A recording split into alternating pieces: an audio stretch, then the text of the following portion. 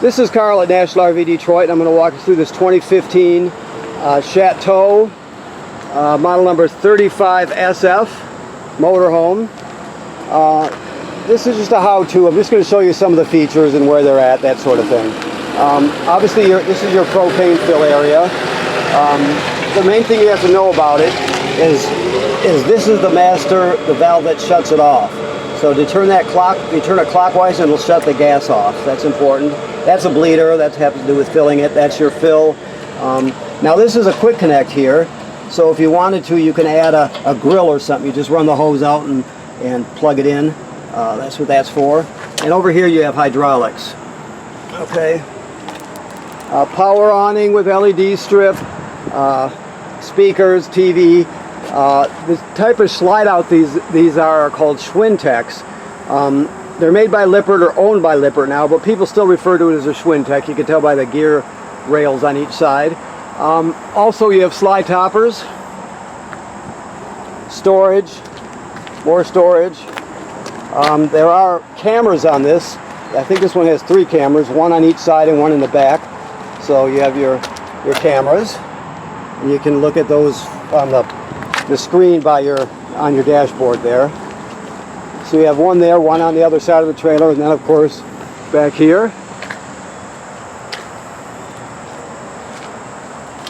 Okay, so you have a ladder, which makes it easy to inspect the roof. You should go up there regularly, a couple times a summer, and make sure there's no cracking or separation where water can get through. Make sure there's no damage to the roof or roofing materials or roofing attachments by low branches or road debris, anything like that. Okay. This is your city water hookup. This is the most common way to get water to the trailer. You just hook the hose on there and you're all set. Now if you're camping someplace that doesn't have plumbing at the campsite, you can pre-fill your fresh water tank right here and then use the onboard pump to pump the water. So either way you can use the plumbing as though you have city water. Alrighty. So this is a filler here, diesel. This is your power cord, which is a 50 amp cord. We give you the reducers. Also, this is the transfer switch right here, so it'll detect whether you're running on generator or shore power or whatever. Okay. Alrighty. Over here we've got more dump valves. Okay, to dump the black and gray. That's low point drains right there, valves. This is your generator right here. The most common way is to run it from the inside of the trailer, but you can pull that panel off and run it manually if you need to. Or not manually, but run it from out here if you need to. There's controls under there. Alright, so you have just a little outside shower. You have your water here. Here is a 10-gallon. The switches to control it are inside the trailer. Just remember, this is where you drain it right here. Never pull a drain plug while there's pressure in the water tank or while it's hot. Make sure it's cooled down and you let the pressure out of it. This runs on both gas and electric, and like I said, the switches are inside. We'll look at those when we get there. Alrighty. That's additive for your diesel. This is that device right there is the controller for this off-door side slide room. Okay.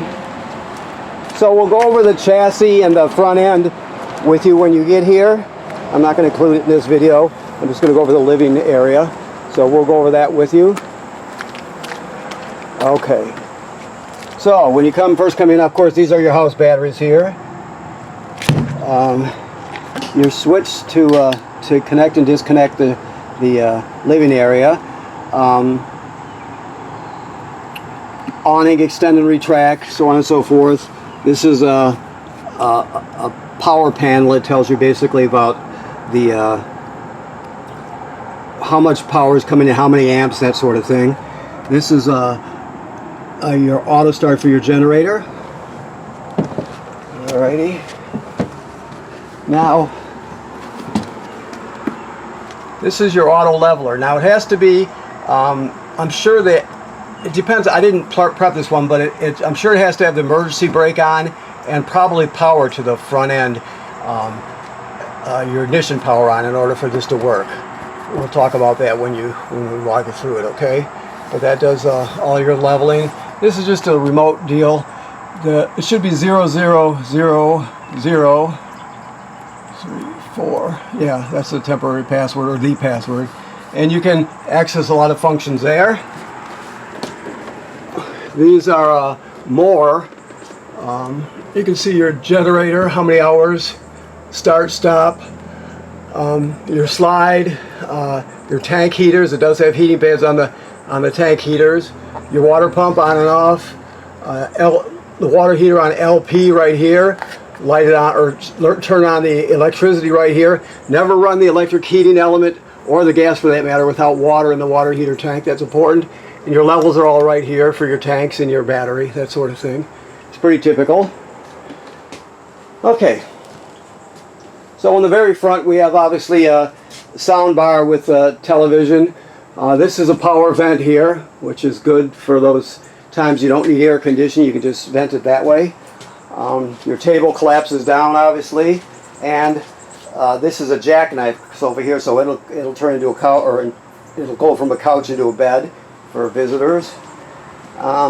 Refrigerator, of course, is pretty typical. Okay, make sure you use this latch right here when you're traveling so the doors don't fly open and get dented. Another power vent here. Microwave works like any other microwave. Your range works like any other. Oops, I got the whole thing here. Hold on, let me grab it a different spot. There we go. Okay. So basically this is the sparker. You turn it clockwise to light the burners. I don't know if he's got the gas on or not. It doesn't sound like it. Oh yeah, it does. Okay. So you just turn this clockwise to spark it. 3 burners, 3 knobs, and then this one's the oven. The oven, there's a pilot light all the way at the bottom in the back, if I can show it to you. Anyway, you're gonna go from off to pilot. Then you depress it, you light it. After it lights, you hold it for another 10 seconds or so, then go to operating temperature. When you shut it off, the pilot light goes off. So you have to relight the pilot light each time you use the oven. Alrighty.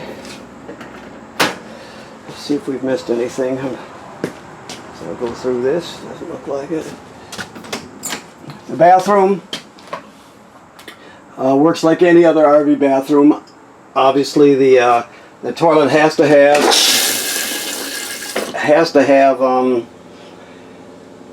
chemical and water in the black tank, which is directly below. So before you start using it, you want to put a dose of chemical in the bowl.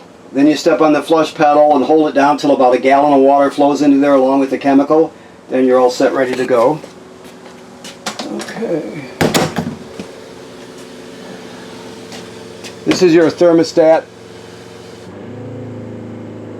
It's an analog thermostat.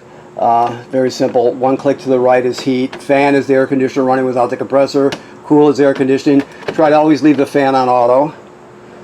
This is your rear slide right here. Your bedroom. This, let me look and see. Yeah, this one looks like it has a washer dryer. You couldn't put a washer dryer combo in it. Looks like it has some plumbing and power behind these panels, I would guess, if you wanted to do that.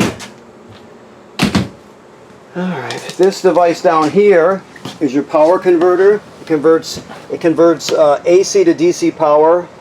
Hopefully you can see that already. It's kind of dark down here. Let me see if I can open it up here. Oh, there it goes. It's down there. Okay. So you can see you got circuit breakers here like you would have at home, and they're all labeled. Those are 120 AC. Then the power is converted to 12 volt DC on this side. If I was to take this panel off, you'll see 12 volt fuses. This is also a battery tender, so it'll always keep your battery charged when you're as long as you're plugged in. All right. Okay, so now to the main bathroom. Same thing with the toilet. You always have to have chemical and water, at least a gallon of water in the tank. The shower works like any other shower. Sink. Okay. There's one thing here. Your carbon monoxide LP gas detector. I think it'll probably be under here. Yeah, it's right there. So that's your carbon monoxide LP gas detector. It should always be green like that. If it's not, get it serviced. That's important.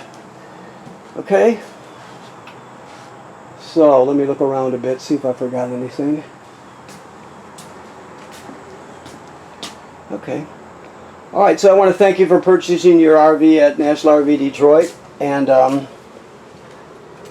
please remember to inspect the seals on it regularly. That's important. And also, right now, this has been de-winterized. All the antifreeze is purged from the system, replaced with fresh water, and it's all set, ready to go. Okay? Thank you.